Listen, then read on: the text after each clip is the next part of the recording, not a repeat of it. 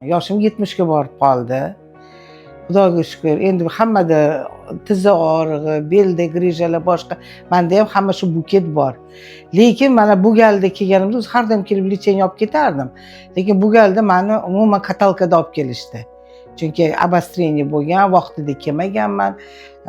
Nima deydi, o'tkazib yuborganman. Keluvdim, o'sha momentni o'zida xuddi ana reanimatsionniy ishlarni shartlatib boshlab, kapelnitsalar ham qilishdi, сразу igloterapiya, ultrazvuk, вытягивание, hamma protseduralar zo'r, magnitlar, lazerlar, hamma narsasi juda oliy darajada, hamma narsasi nemetskiy оборудование, eng keragi diagnostikasi bilan juda ham yaxshi. Chunki diagnoz если точный, верно, лечение идет верно. Hammasi oliy darajada. O'shaning uchun men shu klinikani yaxshi ko'raman. O'zi vaqti-vaqtida kelaman. Bu gal endi ozgina упущение bo'lib qoldi menda. Davo topib ketaman. Osh-ovqatlar, oshpaziga молодец, oshpaziga vashi 10 ballnidan 10 ball qo'yaman. Faqat duoda o'tiramiz.